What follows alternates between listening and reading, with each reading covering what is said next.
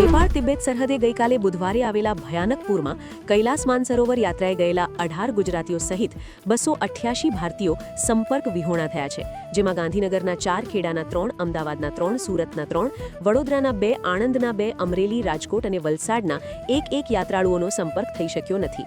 ગુજરાત સરકારે ગાંધીનગરમાં control room શરૂ કરી કાઠમંડુ સ્થિત ભારતીય દૂતાવાસ સાથે સંકલનની કામગીરી શરૂ કરી છે. ગુજરાતમાં હાલ 17 જિલ્લામાં 3 થી લઈને 87% સુધી વરસાદની ઘટ છે. ખાસ કરીને દેવભૂમિ દ્વારકા, જામનગર, પોરબંદર અને કચ્છ હાલ સૌથી ખરાબ છે.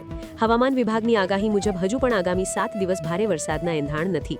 બીજી તરફ હવામાન નિષ્ણાંતો માની રહ્યા છે કે અલ નીનોની તીવ્રતા અને તેની ચોમાસા પર પડેલી વિપરીત અસરોના કારણે જો આગામી અઠવાડિયા સુધી વરસાદ નહીં પડે તો સૌરાષ્ટ્ર વિસ્તારને દુષ્કાળ જાહેર કરવાની નોબત આવી શકે, કારણ કે સપ્ટેમ્બરના અંત અથવા ઓક્ટોબરની શરૂઆતમાં ચોમાસું રાજ્યમાં વિદાય લેતું હોય છે. છોટાઉદેપુરના ખેડૂતોએ જંગલ જમીનના પ્રશ્ન મુદ્દે કલેક્ટરને આવેદનપત્ર પાઠવ્યું. 20 વર્ષથી પેન્ડિંગ દાવાઓનો નિકાલ ન થતા ખેડૂતોએ 1980 અને 2005-6ના પ્રશ્નો ઉકેલવા માંગ સાથે 7/12માં નકશા નોંધ અને જમીનનો ભૌતિક કબજો આપવાની માંગણીઓ કરી છે.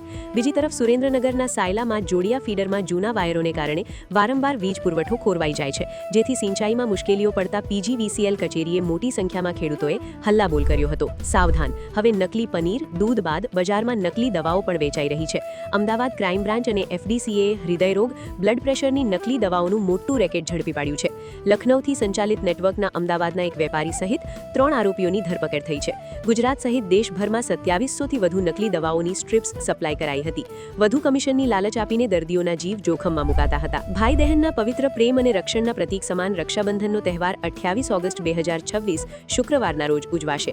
આ વખતે પૂર્ણિમાના દિવસે ચંદ્રગ્રહણ ભારતમાં દેખાવાનું ન હોવાથી તેમજ કોઈ વિષ્ટિ દોષ ન હોવાથી શ્રદ્ધાળુઓ અને બહેનો આખો દિવસ કોઈ પણ સમયે પોતાના ભાઈને રાખડી બાંધી શકશે. મોજ શોખ અને ઉપરથી મોંઘવારી, ચોરો પણ હવે જે હાથમાં આવ્યું તેને ઉપાડી લેવાની ફિરાકમાં હોય છે.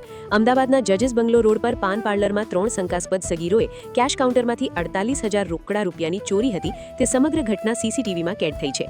નવાઈની વાત એ છે કે 26,400 રૂપિયાની કિંમતની સિગરેટના પેકેટો પણ ચોરો ઉઠાવી ગયા હતા.